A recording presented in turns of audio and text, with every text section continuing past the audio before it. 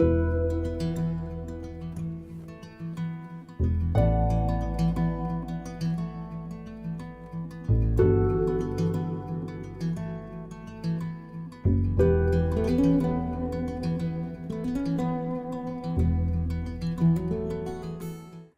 friends, welcome to the fourth presentation of the Gut Connection seminar.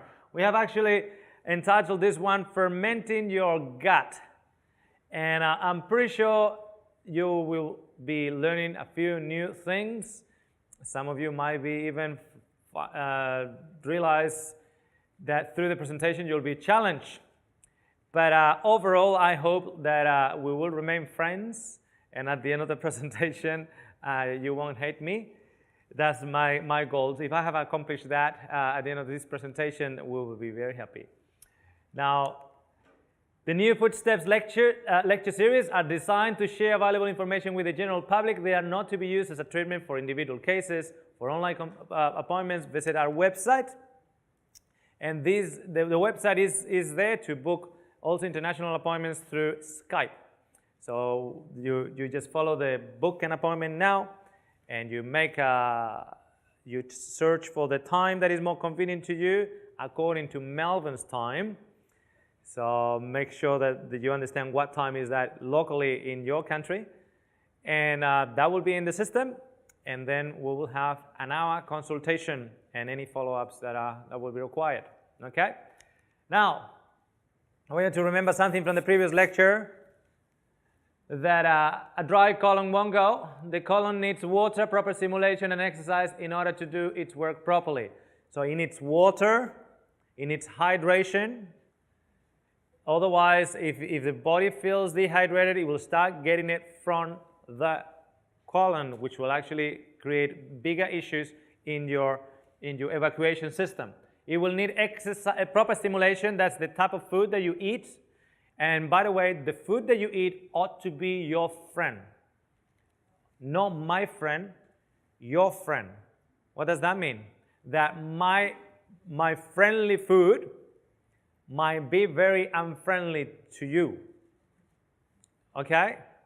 How do I know that? Because when I have nachos and I have corn chips, my wife will have the nachos without the corn chips and without the beans. Because my friendly food is unfriendly to her. So my diet is not the template for everyone else. Okay? And I will not even dare to think that. Now, what we're dealing here is trying to find out which one is the friendly food that is going to react in a friendly manner to your body. If you eat the bread and it's making you bloated, it's not friendly. Okay? It's not friendly to you. There's something going on. It might be that something needs to be rectified, a bacteria needs to be rebalanced, a damage that has been done in the intestinal wall needs to be repaired. It could be just that you need to abstain yourself from a particular type of food for a period of time until healing is accomplished, and then you come back to it.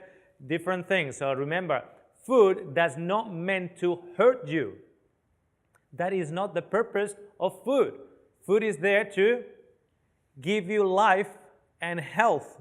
If it's not accomplishing that, you need to go back to the drawing board, be honest enough to go to the drawing board and say, okay, this is super healthy and I'm bloated like a pregnant woman.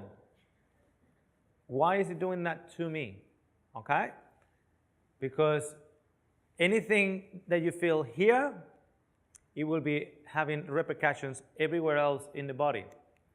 Now, we actually mentioned about the public enemy alpha, and we share the toilet. We mentioned about constipation. There is actually a public enemy. And you say, hold on a second, I don't have a problem with constipation. My problem is right the opposite. So in other words, it's not that I don't go every day and I only go every 3 days. That's not my problem. The problem is that I go 10 times a day.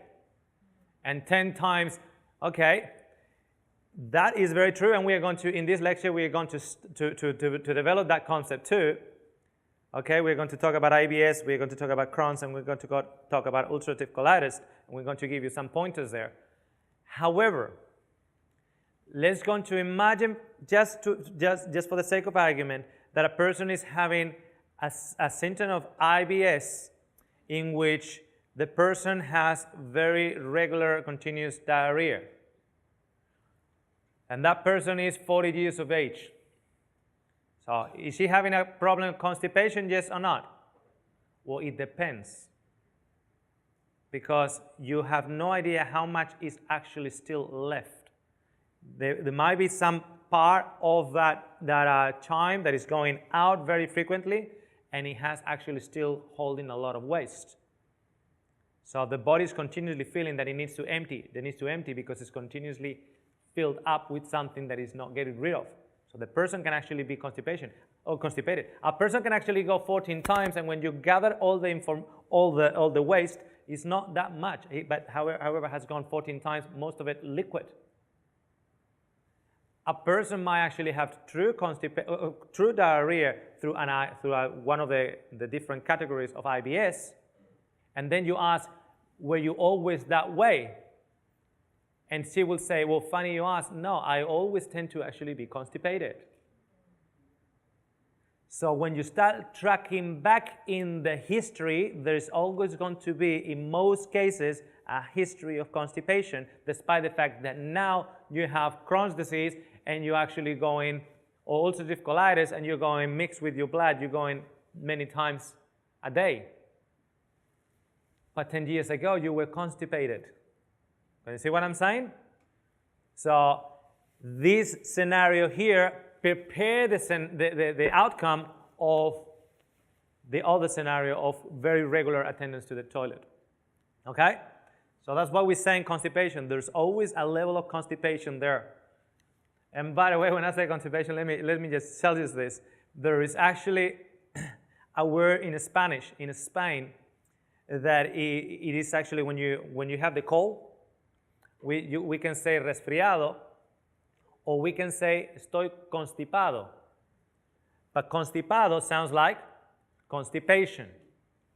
So just Spanish people in the north of Spain, they tend to go to London, England, to practice English. So this guy, two Spaniards are actually living in a share accommodated apartment there, and one knows more English than the other. And this guy that didn't know much English had a running nose. So he said, what did I do? He said, well, we just go to the chemist. He said, what did I do? It's just like Spanish. It's just the same word that you get in Spanish. So the guy goes there, he's blowing his nose and said, can you give me something for constipation? Why? Because he was constipado, meaning running nose. Well, sure enough, that lady gave him something for constipation. That guy was in the toilet. He will not leave the toilet. And guess what?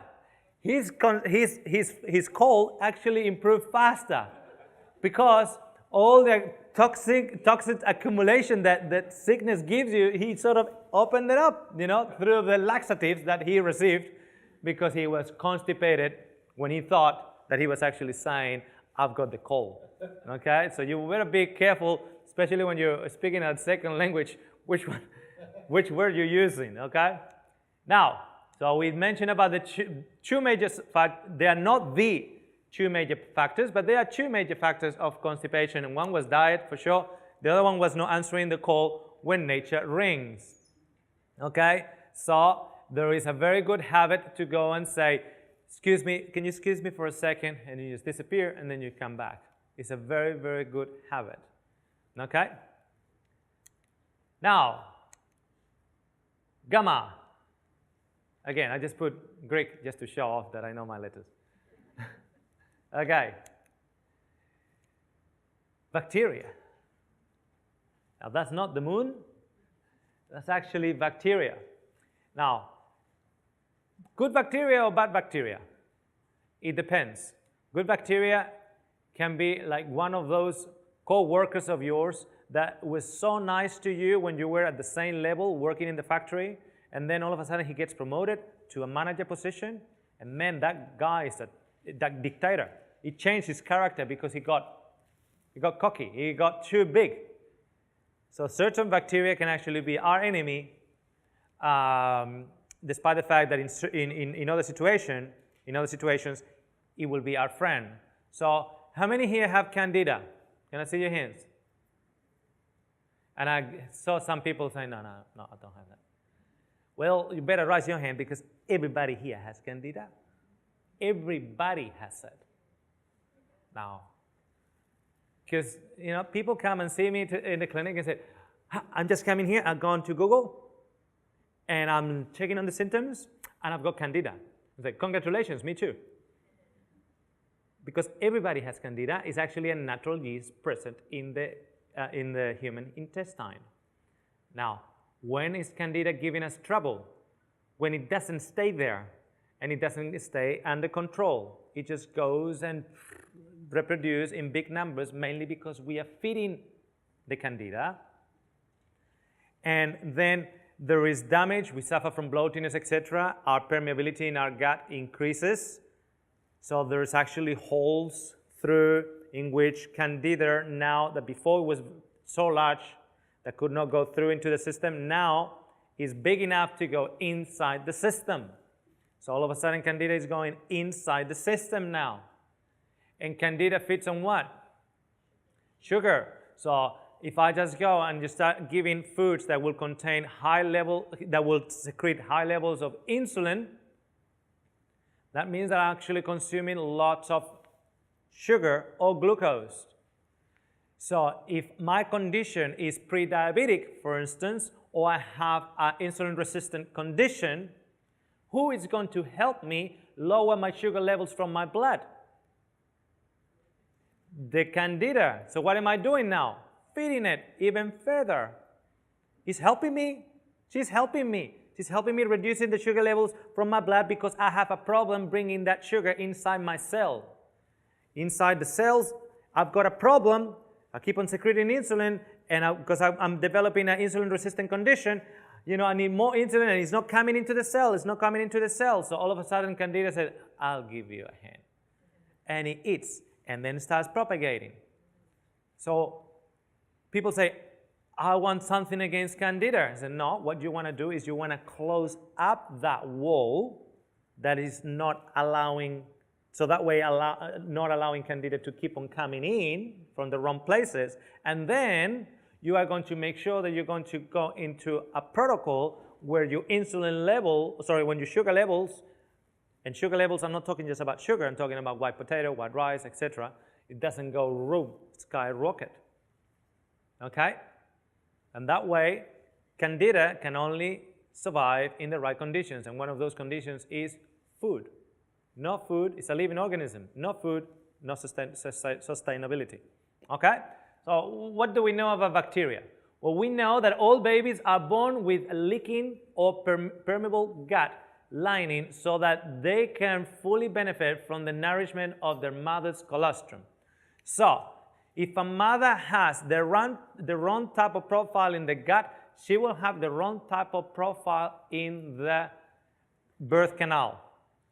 The baby has sterile systems because they're being fed through the umbilical cord into the liver, and there's nothing that has actually contaminated. They got zero bacteria here. The embryonic fluid around them is actually sterile. It doesn't have any bacteria in it. So even if he has actually tasted it, he's not actually bringing any bacteria in. He lives and grows in a sterile environment, no bacteria. The first inoculation of bacteria happens in the birth canal. When we go through the birth canal, he gets bacteria in his ears, he gets bacteria in his nose, he gets bacteria in his mouth. Then he gets bacteria as he puts his lips against mom's skin, gets bacteria on the breast, etc. That's the first inoculation of probiotics for that baby.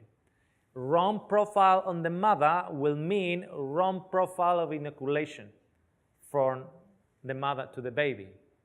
Higher the risk of reacting in an adverse way to the mother's milk, for instance, or to formula, for instance.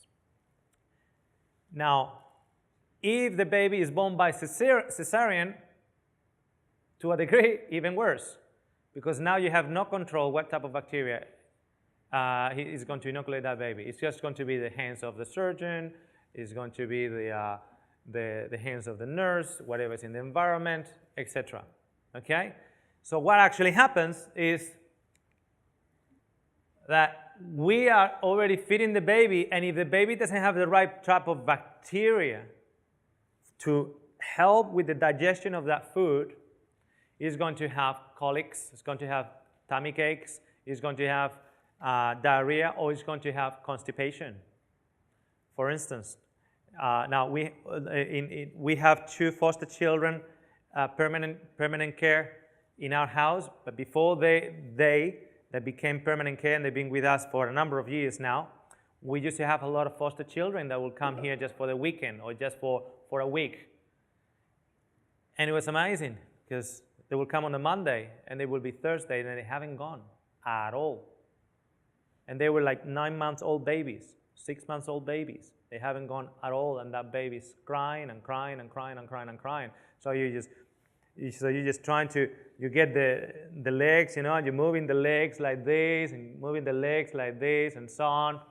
And sometimes they will actually, as the waste will come out like little pebbles, strong pebbles there, they will make an injury on the rectum and they will be bleeding. He's 6-month-old baby. He still has all his life ahead of him. And does he have diabetes? No. Does he have a heart condition? Rheumatoid arthritis? Liver? No, nothing like that. But he already has a gut issue. He already has an issue in the gut.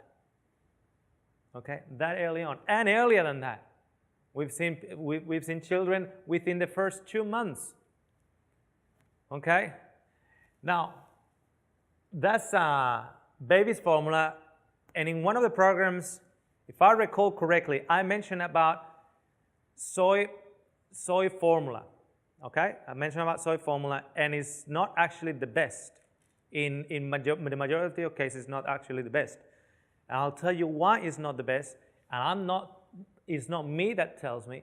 It's actually a whole backpack full of studies that tells you this. Is when you look at the formula, has absolutely everything that a baby needs. Absolutely everything that the baby needs is in that formula. But there's one thing between what that baby is eating and what that baby is absorbing. And the consistent studies show that babies on soy formula, in grand percentage of them, will develop signs of malnutrition. Okay? They're actually missing on things. But it's not on the formula. It is on the formula. All those things are on the formula in the right balance. You have to be very careful to actually be approved to that. But there's a difference between what we eat and what we absorb. And there's a lot of inhibitors in the soybean, a lot of inhibitors that in that process are very difficult to take out. So the inhibitors are actually preventing that baby from absorbing many of the nutrients. Okay? But let's go to another alternative, cow's milk. Well, same thing. They have so many fillers, so much lactose. You know, you can actually get a calf. You know, we're saying, okay, the cow's milk is for the calf. You can get a calf. You can actually go get the mother's milk of the calf and feed that calf every 2 hours. You'll kill that calf in a week or 2 weeks. It's just drinking mother's milk. Why will that calf die? Because the calf has different stomachs, and one of them is to digest the lactose of that milk. And if you actually feed that calf way too much, that lactose overflows into another stomach and it starts killing the calf. Many of the cow's milk formula, they have so much lactose in it that the baby starts having a very great imbalance of bacteria, and it has a very strong difficulty to digest that lactose. We can actually make it. He was not born this way. We can actually make a boy lactose intolerant. We can even force it to make it because the way we feed it and the type of formulas, for instance, that we feed it. What is the ideal? Mother's milk, right? Okay, who thinks that mother's milk is the ideal? Yep. So what do I do with a 3 weeks baby that has come into my house because of domestic violence? What did I say to my wife when my daughter was fed the last time 12 years ago? What did I say to my wife? Woman, do what you do best and give milk to this baby. So there's something called what's the best, and there's something else called the real world. Do you understand the difference? There's many evils in this world that cannot control. And that boy or girl, and many of them have come through our place until finally we got these two that they are long-term, so we cannot take anymore. But we have many children going through. The ideal is mother's milk. But maybe not their mothers either, because they're full of drugs. They've been drug consumers all through pregnancy. Maybe not even that milk is the best. So then you need to accommodate. Okay? And unfortunately, there's many boys and girls that already start in the wrong footing. They don't have diabetes.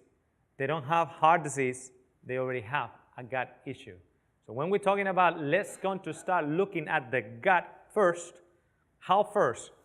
That first. Now, when they get immunized, when they get an ear infection and they get antibiotics and so on, then there is actually a release, there's actually a damage and shifting of bacteria. And I'm not actually advocating or against any of this. I'm just saying the facts. There is something called nappy rash after vaccination. There's something called nappy rash after antibiotics. What is that nappy rash? It's called dead bacteria that has actually flowed out, and the acidity of that bacteria is what is creating the nappy rash on the baby. The baby had a lot of thousands and thousands of bacteria being killed because of it. So, then we teach them very good habits, right? We teach them constipation habits. We are starting to really work hard at it. We are manufacturing a great machine with many gut issues. Then they get sick. Want to make sure that bacteria doesn't have a good chance to really balance up, and we use antibiotics in the just in case level. Now there's a place for antibiotics, but there is an abuse of the just in case, prophylactic antibiotics, just in case. We don't want her to have ear infections. So, have you ever wondered why some children are more prone for ear infections and tonsillitis than others?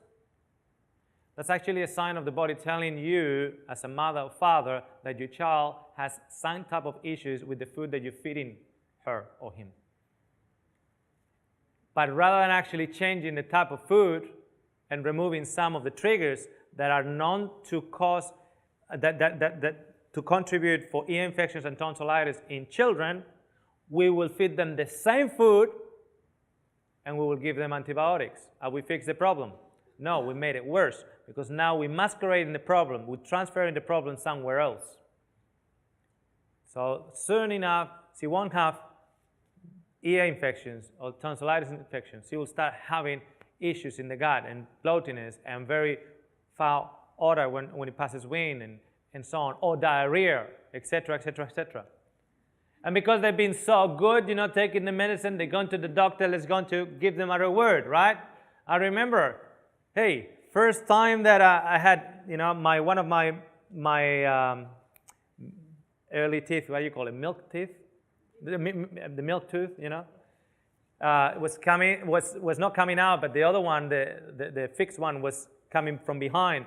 So my mother took me to the dentist, So the dentist took the one that meant to fall out, took it out, and then what did they give me? I've been so good boy. Whoa, for 2 days I was spoiled. I was so brave, lollies and everything. Okay, so all this gets stirred up with bacteria. Your mouth has a lot of bacteria. That's why people with titanium valves in the heart, and they have to go for a regular dentist checkup. Guess what they have to take? Prophylactic antibiotics. Why? Because as it gets stirred up in the mouth, that gets into the system, then the system, obviously the circulation of the blood goes around, and the bacteria will be attacked by your own defensive system, except if the bacteria finds a house in the only part of the body where your system cannot reach, the titanium valve that you got in there, because it's metal. It does not belong to the body, so it cannot reach. So it creates a nest there, and it can actually destroy your heart. All because of a visit to the dentist, full of bacteria here. Okay? And we give them good foods, just to encourage, make them strong. We help them to do the proper exercise of this generation. They are having, they can kill you with this finger, you know. They can actually kill you with this finger. It's just amazing. The control that they have with one finger. And then, of course, you know, then we find a job as we go along, and I need to go, but I can't go because the next car is coming, and I need to fix the air conditioning system in the next car, so I'm just there, right? So I call the basa, because there's always somebody in the factory that is going to come to help you while you need to go to the bathroom, because you don't want to stop the entire factory. So this guy takes 15 minutes. By the time he comes, you go, don't need to go anymore. Okay? And then, of course, because I've been working hard, I've got my backache, so what am I going to take for that? Painkillers, of course. What is that going to do to my bacteria profile? It's going to shift it again. Shift it again. And of course, I get sick, so I go to the circle, you know, I've already been told what the cycle is. I get sick, you know. Boys get sick very, very, very badly. You know, you want to see a 40 or 50 years old baby, just wait for them to get sick. And obviously, they will take the medication, of course. You are a bus driver, you need to go around, and you need to make sure that you get to the station, so you actually learn to hold it. And I've spoken with taxi drivers, I've spoken with bus drivers. They actually learn to hold it. They learn to hold it. I mean, look at his face, poor thing. He looks constipated, doesn't he? So, got a headache. So what am I going to have? A bit of a cuppa, you know, cup of coffee, just to help things up, right? Well, it's going to alter the acid on my stomach, not just for the next meal, for 24 hours. The acid of my stomach is going to be compromised. That means that the protein that I'm going to eat is going to be compromised. That means that now I've got foam protein that meant to be pre-digested in the stomach that is going down the tube, and there's going to be some bacteria that loves that one and say, well, I haven't seen that fella here for a while. Let us eat it and excrete on this guy's body. And I'm just wondering why I've got a tummy ache. Because we are the product of our past and present. And I thought, maybe I'm not drinking enough water. So I just get to the tap and I just drink water. And what do they put in the water? Chlorine. Why is the chlorine there? Why do we put chlorine in the water? To kill what? To kill bacteria. So, am I drinking something to kill the bacteria? And make sure you drink 2 liters of that, right? Have you actually noticed that in order to make it drinkable, they need to kill the bacteria? You have chlorine in it that kills bacteria, and what you want is to protect your bacteria profile. So I'm just going to drink something that contains water that will pass very, very, very quickly through the stomach into the area with all the bacteria it's found, so I can kill it. And we're wondering, why are we getting sick? If you were in Australia, this is one water that I would recommend. It's called Pure Ore. You don't have it in here. It's called Noble's Pure Ore. But I like it. They do a good product. and is a very, very good water. As a regular use, I do not recommend, this is what I do not recommend. Look, if somebody else recommends it, that's fine, but I do not recommend distilled water for an ongoing time, okay? I recommend more a good filtering system, good filtered water, okay?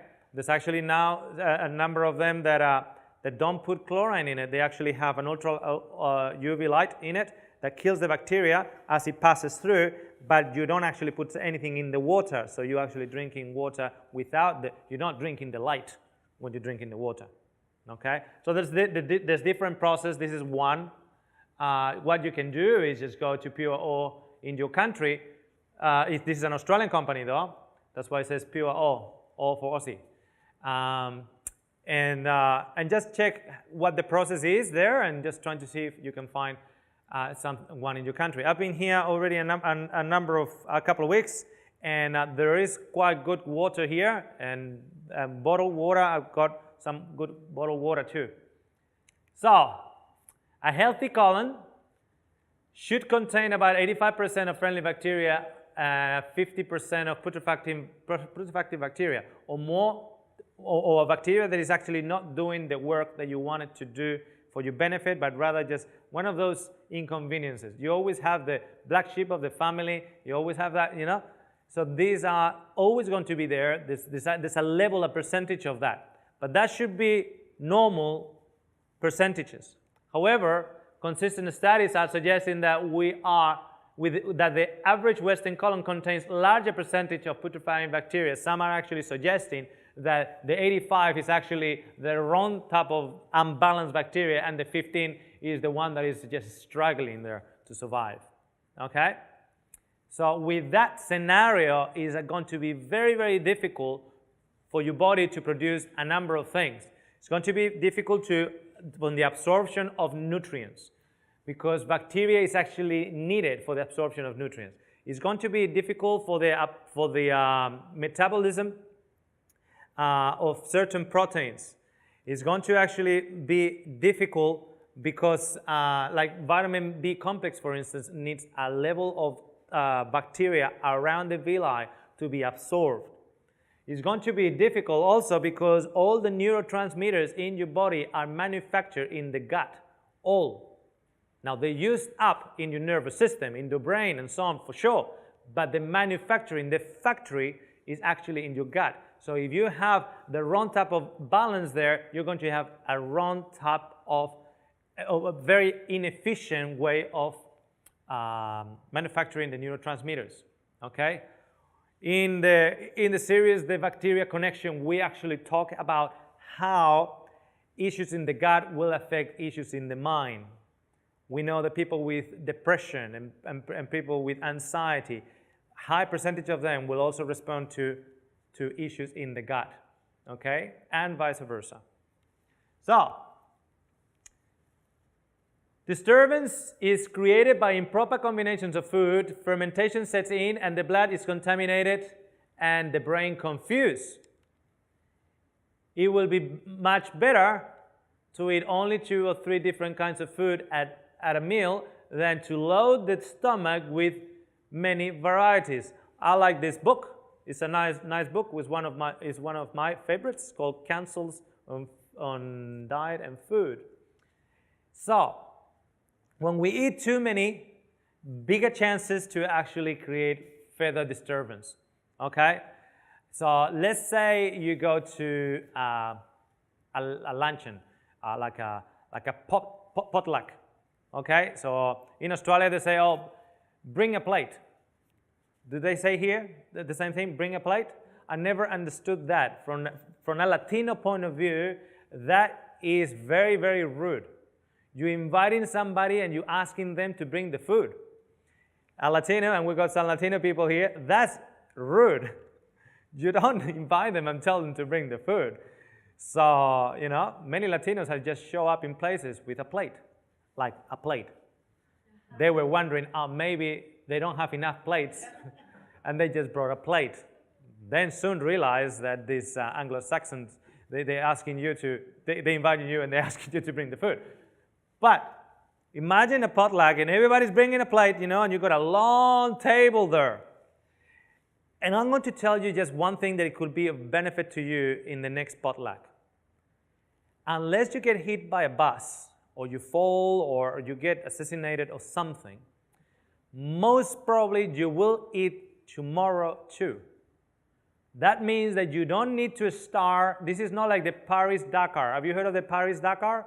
It's like a rally race that used to be from starting in Paris and finishing in Dakar in Africa. So that long table is not the Paris-Dakar. That doesn't mean that you need to start here and, oh, that's nice again. That sounds good. That good. And everything was good, very good. That table is not the Garden of Eden.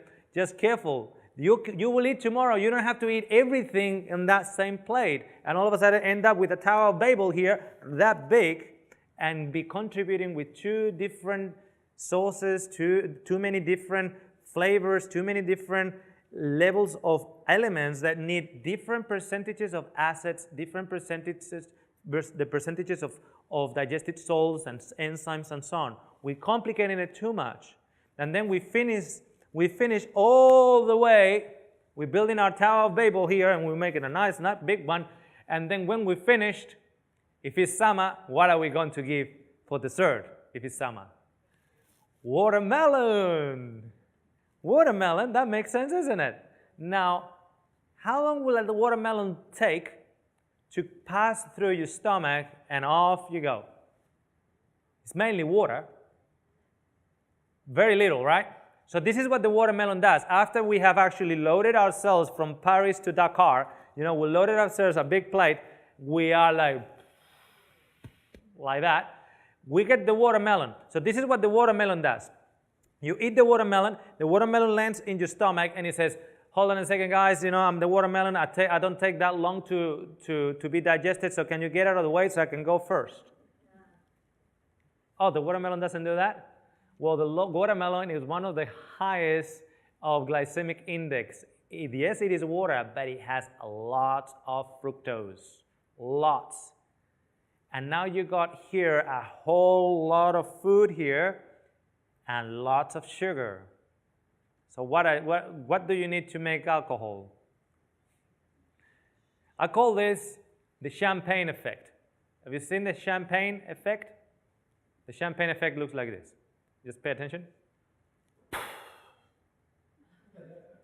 That's the champagne effect. I can assure you, honestly, most probably you will eat tomorrow.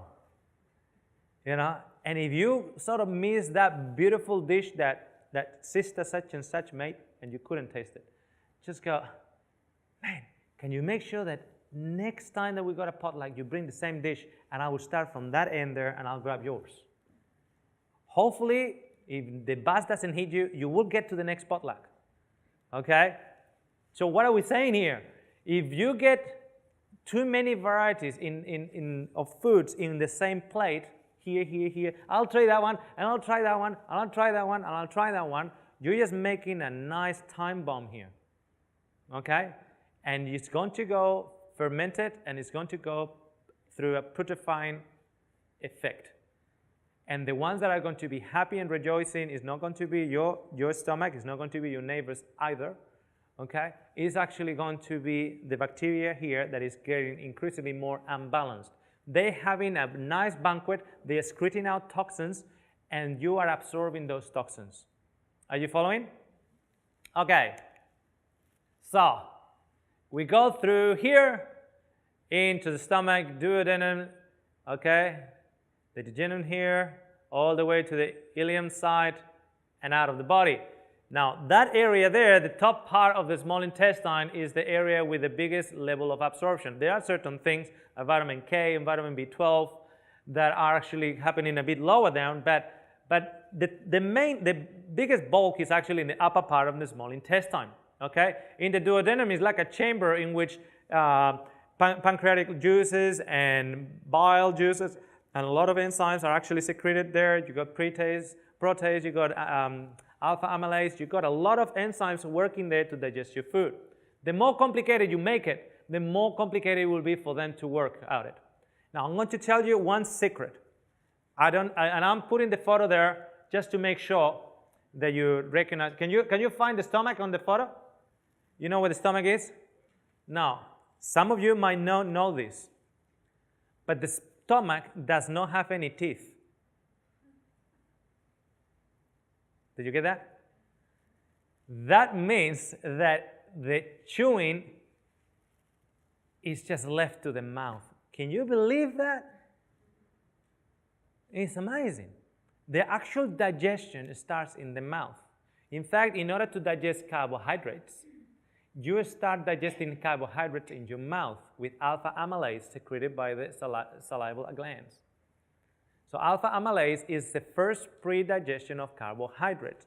If you eat carbohydrates very, very quickly, they meant to just, and around the duodenum, when you have more alpha amylase there, they just meant to just finalize what you have already done in your mouth, not start the process there. And if they have to start the process there, they get upset. They said, these guys upstairs haven't done their job. I don't get paid that much, you know. That's happened. They talk among themselves. You know, it's like there's a bit of a union happening there. They haven't worked. I don't get paid that much. Look at the amount of work that I've got. Let it go. The bacteria, they're waiting. Thank you, guys. Thank you for me.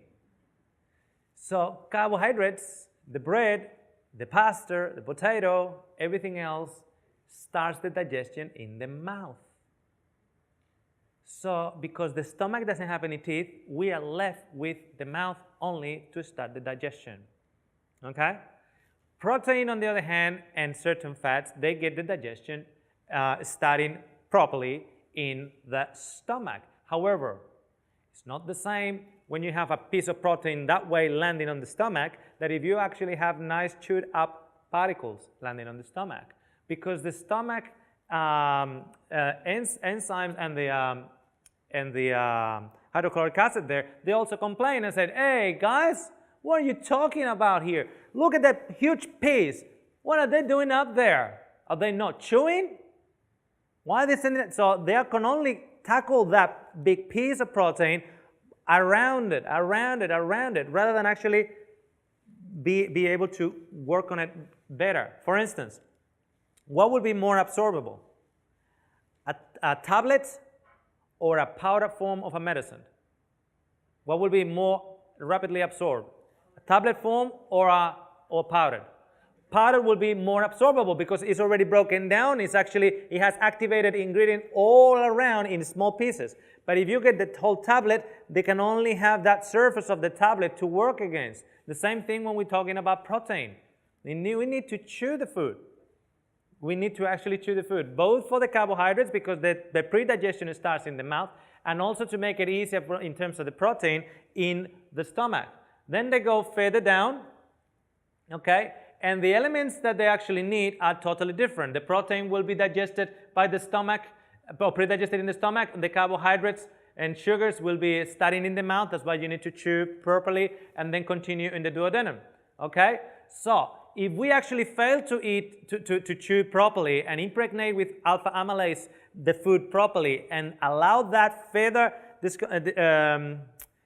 effect to happen in the stomach by what you have impregnated in your mouth, you got there lots of sugar waiting until the protein gets through. Because the acid for the protein is not affecting the same way the carbohydrates. So they're waiting, and careful because you can't have much sugar waiting there. Because then it starts fermentation. Okay? Think about bacteria and think IBS. We've got, for instance, we know that 67% of IBS is triggered by anxiety and stress. So we're just going to only deal with the 33% that is dealt with food. There's actually certain foods that, for one reason or another, because the digestion is impaired, arrive in an area, the area of the duodenum, and further down into the upper part of the small intestine, and they have a lot of particles that have not been digested properly. The bacteria starts thriving in it. excretes a lot of toxins. Those toxins, they turn off certain switches in your system, and the body decides to actually pour a lot of water there, and you have diarrhea. Okay? Irritable bowel syndrome. Now, when you hear irritable bowel syndrome, you're thinking about the colon. Why? Because there's the last part where it goes through, because the trigger is actually much higher up. Because you can't have irritable bowel syndrome when you ask the person, I mean, you can't, the issue is not the bowel. I mean, you are diagnosed with what we know as IBS, but if I ask you, when do you feel bloated, and you tell me, oh, I eat, and half an hour later I need to go, half an hour later, the food hasn't gone to the colon that far. This is an upper part issue. We call it IBS, but it's more an upper part issue. Okay? So things that are triggered for IBS, among other things, I'll just give you a couple of things. There will be wheat. And it will be, in some cases, all grains that contain gluten. In some cases, will actually be legumes. For something called oligosaccharides that feed the wrong type of bacteria. And you probably haven't heard, but I heard many, many times people coming into my consult, and they themselves have said, if I eat legumes, it's like I'm having a baby. Okay? Why? Because they do have an imbalance, because they don't have the balance that I have. They have an imbalance that needs to be corrected. So, I'll give you 3 scenarios. You tell me which one is IBS.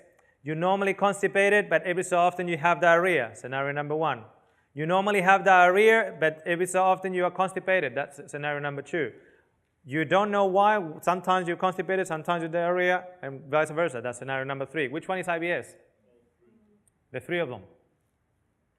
The 3 of them. And IBS can actually be very frustrating, not as frustrating as Crohn's and ulcerative colitis in certain aspects, but I'll tell you what. When you have a young girl that is doing all her best for health, this girl is not a compromiser, this girl is looking after her health, she buys everything organic, etc., and she is extremely depressed now because of the IBS. Why? Because the boyfriend wants to take her out. Do you know that you know how she's going to enjoy the day out? She gets to the coast. You know what she's looking for? Toilets. She's only looking for toilets. She's not looking for anything else. She needs to make sure that she's 50 meters from a toilet. And when there's some push bikes there near the coast, and oh, what a romantic thing, okay? So the boyfriend goes, let's go to just hire these bikes and we'll just go around the coast. And she goes, no, I don't feel like it. I don't feel like it? It's not that she doesn't feel like it. It is that she needs to be 50 meters from a toilet. Is that conditioning your lifestyle or what? Absolutely.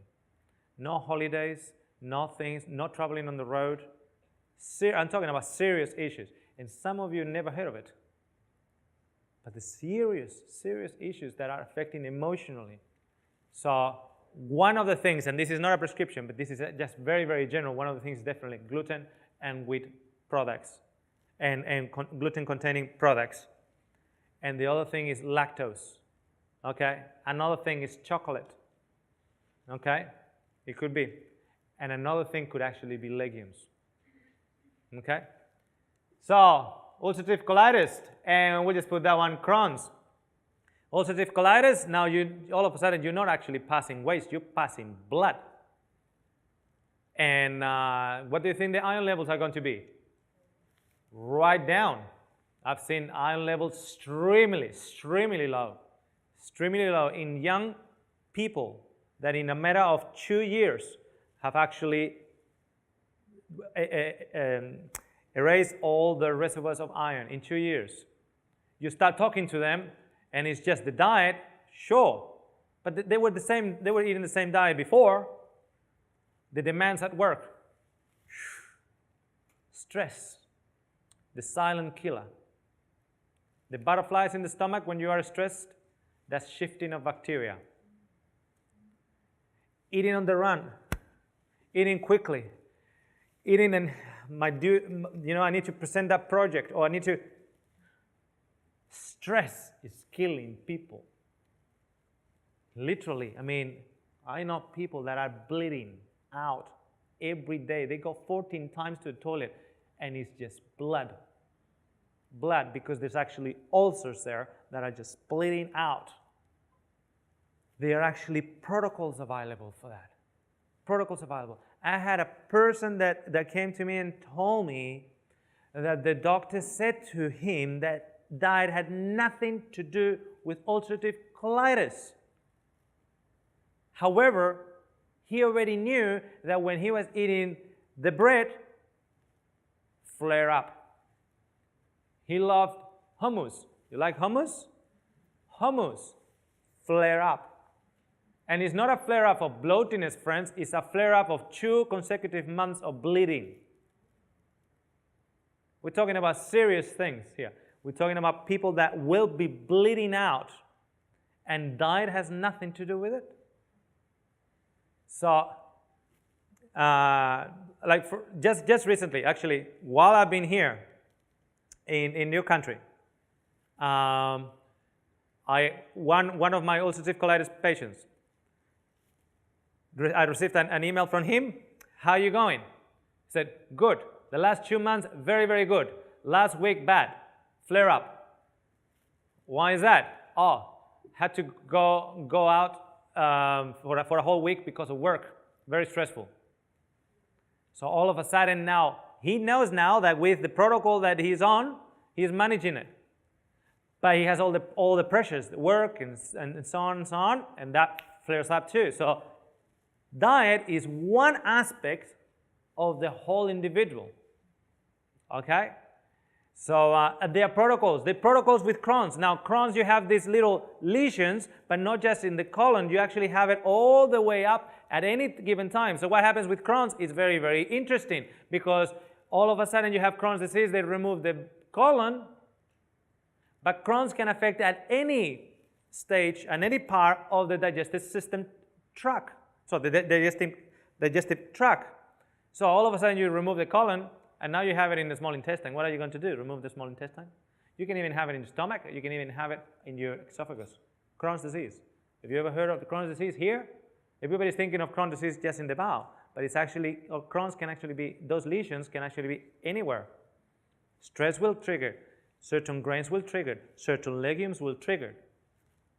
So think about disaccharides and oligosaccharides. So oligosaccharides found on grains, disaccharides found in sugar, and all the derivatives, agave and things like that, lactose and so on.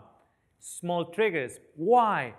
Why are those lesions there? A lot has to do with bacteria. The bacteria is just so out of balance that the amount of poisons excreted out by that bacteria are like bombs, grenades against the walls of your intestine. They're just throwing grenades there continuously. And food has nothing to do with it. Who has created that imbalance? Stress, for sure, but also the food. And the foods that before they could eat, now all of a sudden they cannot eat. Do you know what I will do if I give a person with Crohn's disease, I give them what I ate today? You know what will happen to that person? Let's say I am so square-minded that I just go, okay, this is the way, walk ye in it, because I am walking in it. So I get my profile, I get my square blueprint mind that works with me and very well, by the way, and I get that one, and I get that to a person that has ulcers, bleeding ulcers, and is flaring up for the last 2 months, pouring out blood through the rectum. And I put that one and said, there you go. You know what's going to happen? It's going to just continue and continue and continue, because I haven't actually dealt with what is causing this. Okay? Now, is making your bed a good thing, a good habit? Absolutely. Now, let's say you are in the Titanic. The Titanic is sinking. Somebody knocks at your door and he says, quickly, life jacket. And you go, sorry, I haven't made my bed.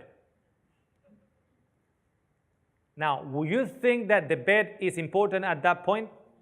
The life jacket is, right? Okay. So, let's go to have fun. Those are some starches, and these are concentrated proteins. Now, I want you to remove bananas from there because I have actually come across some new research on that. So remove bananas from there. I know banana was fruit, and it's actually it's a starch too, but I want you to actually remove bananas, okay? So don't remove bananas from that list. So on one side we have starches, and the other side we have concentrated proteins. So the concentrated proteins, okay? Because everything well, the sugar doesn't have any protein, but fruits and vegetables, they will have a degree of protein, okay? So we're talking here about concentrated protein. So cheese, milk, egg, chicken, duck, or whatever, fish, meat, okay? Now, those two categories there, on the other side on the starches, you got, so remove bananas, you got white potatoes, white pasta, white rice, white bread, white cake, white refined cereals, and white sugar. Now, can you tell me what's wrong with olive skin? Do you guys have a problem with my skin or what? So, we got the refined starches here, okay? Very refined starches. I'm not talking about a wholemeal barley bread. I'm not talking about that. I'm talking about, the very high refined starches that are pushing the balance to one end, to the left. Okay? And then we have the concentrated protein that are pushing it. They will be right there, and the antagonist, right the opposite, okay, to the right. So, when you put one from the very, very far left and the other one from the very, very far right, it's like politics. Boom. You get the far left and the far right, and you put them in the same environment, and boom. Okay? So, concentrated proteins combined with this type of starches is the worst of all food combinations. The worst of them. So, in order for me to illustrate, let me show you a number of photos. Now, I don't know if anybody knows what this is. It's not very popular.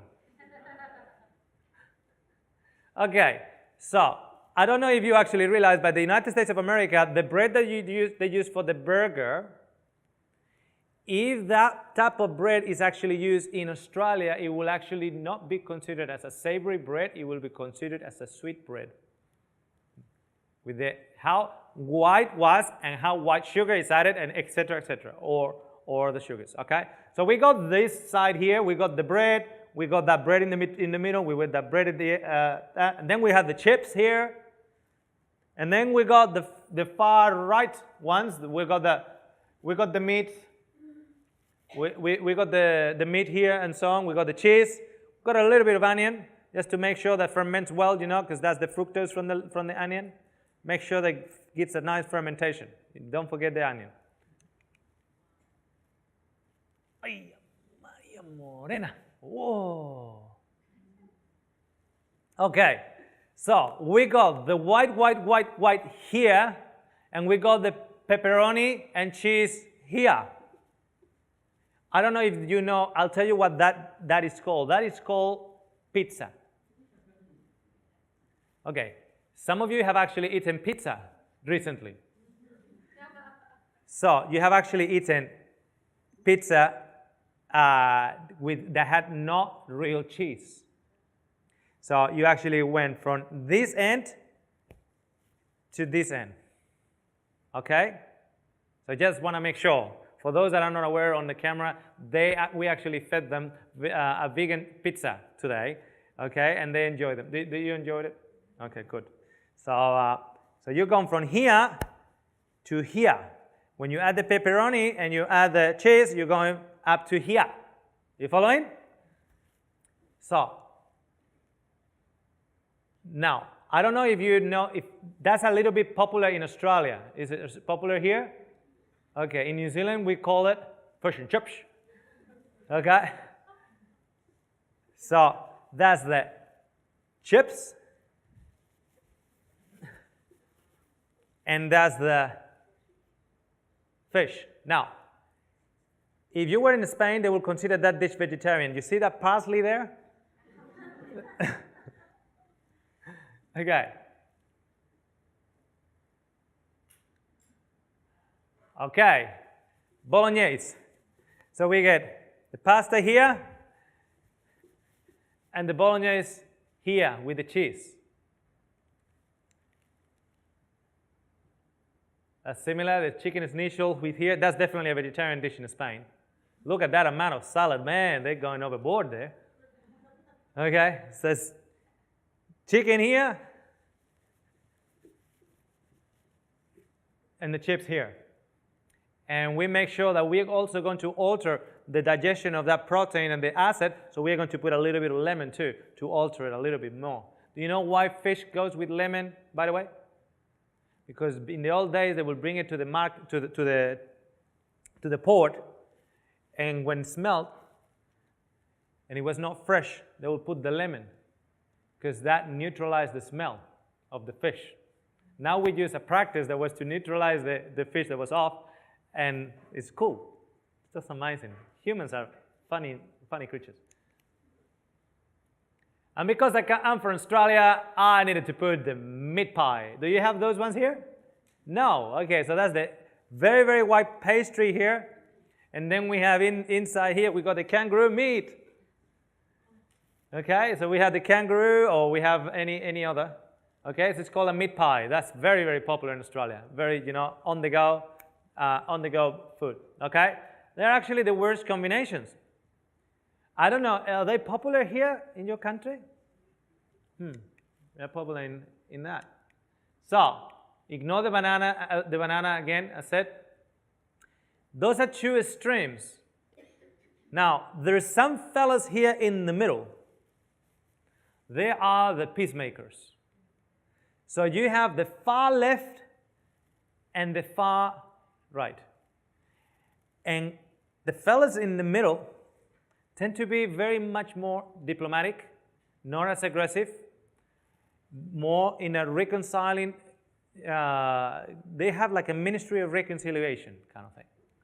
So those fellas are called vegetables. Are they popular here? Okay. So these are just a number of examples, okay? Just a number: green leafy vegetables, celery, broccoli, green peas, asparagus, zucchini, whatever you can think of from a vegetable kingdom, excluding, of course, the potatoes. Don't put the potatoes here, okay? Now, why am I calling them the peacemakers? Because all of a sudden, these fellows here, the far left ones, they can go here very, very well. Okay? So, for instance, if you have a pasta with a Napolitana sauce, what is a Napolitana sauce? A vegetarian sauce. Okay? Or if you, I want to have my bolognese sauce. Okay, the bolognese sauce is going to be there. So what are you going to do with the pasta over there? What are you going to do? Zucchini pasta. Have you heard of zucchini pasta? Okay, you make zucchini pasta. How many here have never heard of zucchini pasta? Okay, good. Zucchini, I told you, you were going to learn something today. So zucchini pasta, you can actually make it to zucchini. You can get a peeler. And you just peel it, and you start turning the zucchini around and peel it, and you get fettuccine all around. Then you blanch it. That's the vegetable. That's the bolognese. Because the fellows here have a ministry of reconciliation. Okay? Lots of vegetables. It should actually be half of your plate. At least half of your plate should be these fellows here. Okay? What I'll actually say is in regards to the nightshade family, which is the tomato, eggplant, and capsicum. I forgot why I put the markers on the others. But the tomato, eggplant, capsicum. You call it peppers or chilies. And also the potato. Those four items, they belong to the nightshade family. They are rich in alkaloids. The majority of the nightshade family that we cannot eat are actually high in alkaloids, which that makes that family poisonous in the great majority of items except those 4 items. including the goji berries, okay? So certain people are very sensitive to the alkaloids, and they might actually be sensitive to those 4 items, okay? So I'm just putting it on as a side note. Okay, then we have the fruits: apple, apricot, nectarine, plums. Okay, now these the ones that have the ministry of reconciliation are the vegetables. Okay, the fruits are tricky. They are tricky. They will probably be somewhere here, like in the background. Okay, I'll ask you a question to see how many of you know the answer. There is a historical figure called Jesus. Okay, that historical figure lived in Israel 2,000 years ago. Question: how many tomatoes did Jesus eat? 0. 0. Because tomatoes come from Peru, and only the Spaniards brought it back into Europe. How many eggplants? Sorry, no eggplants. How many capsicums? Peppers. How many potatoes did Jesus eat? 0. Because they had something called the Jerusalem artichoke, that was their potato, and the potatoes were actually in South America.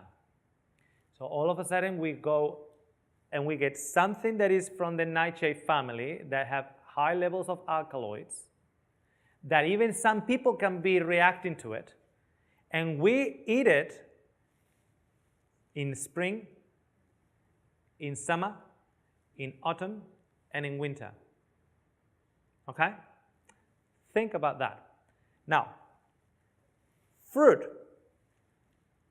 When you start thinking about the fruit that we eat, you're getting kiwis from New Zealand, berries from Chile, mangoes from Australia, bananas from Guatemala, durians from Indonesia. And at any given time, at any given day of the year, from the supermarket. Do you know that that never used to be that way? Never. You will eat the fruit in season, and it was just small portions of that fruit. But now we actually manage to bring a lot of fruit, and we eat a lot of fruit in it, which in reality can also create an unbalanced in our profile, because we're providing a lot of fructose in, a lot of sugary in it. It's going to affect our insulin levels, because not because they're bad, I love fruit, but we have to make sure that we don't go overboard with fruit either. Okay? So, and especially that fella there, melon. Melon, you either eat it alone or leave it alone. Okay? So we have acid fruits, such as this. All of a sudden, there are a small percentage of people that they don't react to wheat. So they have a headache, they have continuous headaches, coming and going, but they don't react to wheat. They don't react to chocolate, they don't react to the lactose or anything like that. They remove the citrus, especially the orange, and the headaches that they've been suffering for a long time disappeared. As long as they don't touch the orange, they disappeared. Is an orange good for you or what? It depends.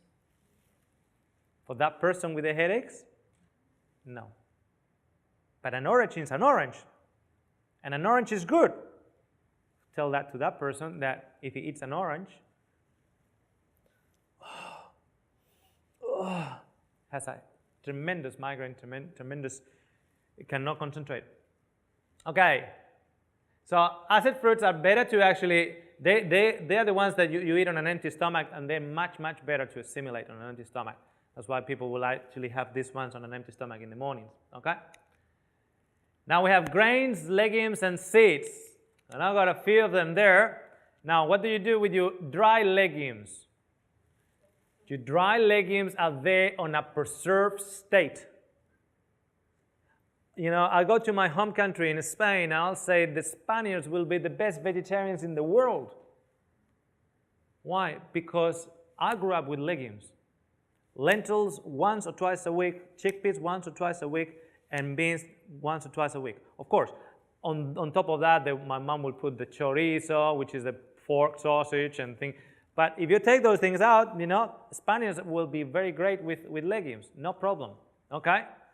So, in order to actually assimilate legumes in a nice way, there's a number of things that need to take into account. One of them, what is the history of legume consumption in Ireland? Very poor. What is the history of legume consumption in Anglo-Saxon countries? Very, very limited. When I went to Australia, I was so much missing a lentil stew that I went to the shopping center in the middle of Sydney, and I said to the young fellow there, "Excuse me, where are the lentils?"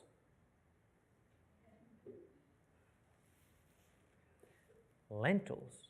I say, "Yep."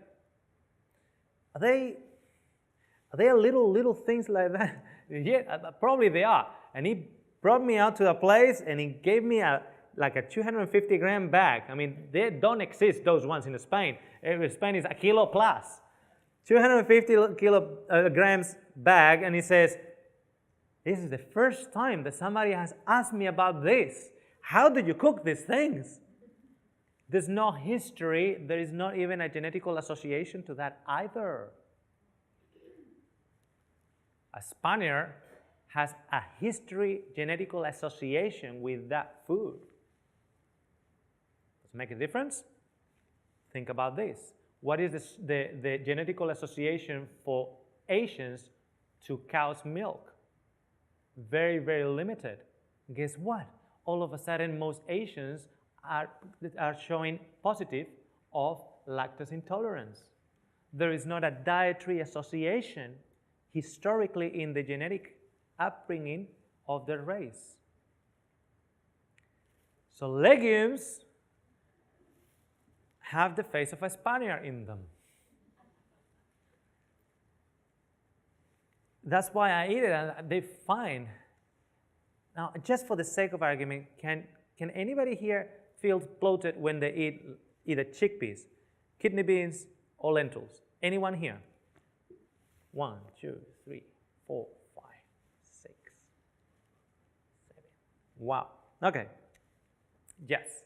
Are you from Spain? Okay. So you need to soak them, get rid of the water, cook them, get rid of the water, and then still hope that you have some kind of Spanish in your blood somewhere down the line at the same time. Okay, so you actually need to get rid of inhibitors, the phytates and inhibitors that are providing the protection to the proteins that you want to have access to. There are also very large chains of oligosaccharides. So if you have an imbalance in your system, sometimes it's not the protein, sometimes it's actually the oligosaccharides. In fact, friends, sometimes it's not the gluten, but the oligosaccharides in the flour, which is actually not the protein, but the sugar. Okay? So you soak them, you get rid of the water. Cook them, you get rid of the water. And after you cook them, then you got rid of the water. Then you use them as for casseroles or whatever. Okay? So let's go on to think about these phytates and those security guards, okay? So let's go to talk. This is just a rough idea because some people might actually be all right with lentils and with beans and not so good with chickpeas. Some people can have no problems with chickpeas and have issues with lentils. But as a rough idea in terms of phytates and inhibitors, this is how it goes. So you got the red lentils. The red lentils have bodyguards. These are those inhibitors that are protecting the protein from being decomposed. So the bodyguards of red lentils are the bodyguards of the Spanish president. So the Spanish president has bodyguards. They all look like red lentils. They are the number of proportionally speaking, the number of inhibitors on that. Now you have now the brown lentils. So you have the brown lentils. you have inhibitors or bodyguards to protect the president of France. So obviously, hard to admit for a Spaniard, but probably there will be more security in France than in Spain. Okay? So that's the French lentils. So you got the French lentils. There you go. Then you got the garbanzo. Okay? So you got the garbanzos, the garbanzo bean or the chickpeas. Okay? That's getting the security guard of England. Okay? So England has the security guards there. Those are the inhibitors. So the higher the bean or the legume, the more inhibitors. The more that you need to soak them and cook them and see if there are not any inhibitors left. The inhibitors are dying through the cooking too. It's all the froth that comes up when you cook it. That's the inhibitors. They die. You're killing the bodyguards. So you can have access with your digestive system to the food. So that was the chickpeas. Then we have the red kidney beans, or the kidney beans, the big beans. That will be probably the security guards of, I said England before, so it has to be the United States. So the security guards of the President of the United States of America. Lots. Lots. More soaking, more cooking, more get rid of the guards. If you don't get rid of the guards, the moment you are going to have an attempt to get that protein, the guards are going to shoot you. They're going to kill you. They're going to jump at you. Okay? And then we actually have soybeans. Okay. I ran out of countries. Soybeans, they have the security guards. All right, I know. We call them the Swiss guards. Who is protecting the Swiss guards? The Pope. Okay. So that will be the soybeans. Lots. There you have an entire army protecting that protein there. Very rich way of protein. Very good source of protein, unless it is bad for you. Notice that? Is soy good? Yes, unless it's bad for you. So you cook it, you get rid of the water, cook it, you get rid of the water. Okay? And then you make tofu. And traditionally, tofu was made in 8 hours. We don't take 8 hours nowadays. And the reason why was to get rid of those bodyguards. So we cook them and we get rid of the water. Unless we actually make soy milk, because if we make soy milk, what are we drinking? The water.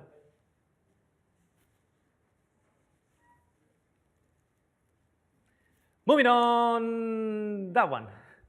Okay, that's skipping meals from Australia. Don't go to Australia to get them, but honestly, it is a good investment if you are inclined to do that. I've got one of them, a similar one. It's a German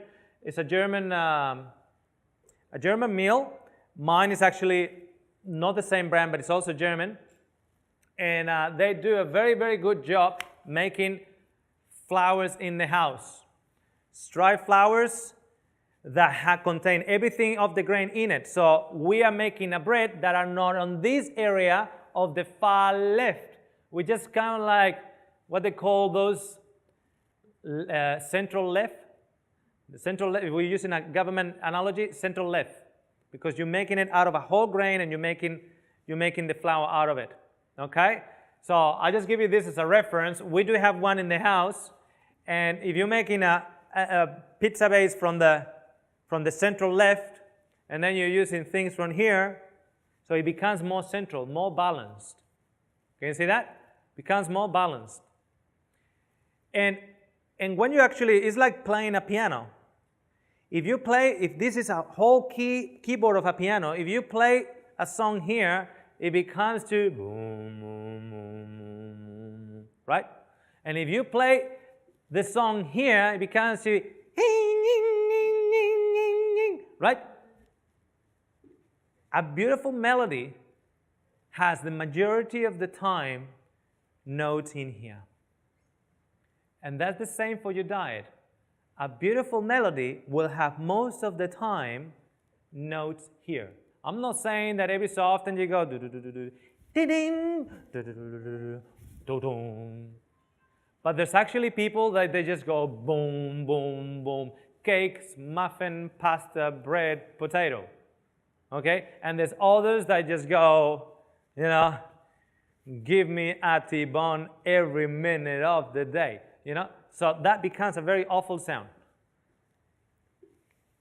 These fellows here ought to be the bass. Okay? What else do we have? All right, we have arrived to the end of our presentation. I am very pleased to inform that you have survived. And thank you very much for your attendance. I hope you've already been challenged again through these meetings. Thank you very much.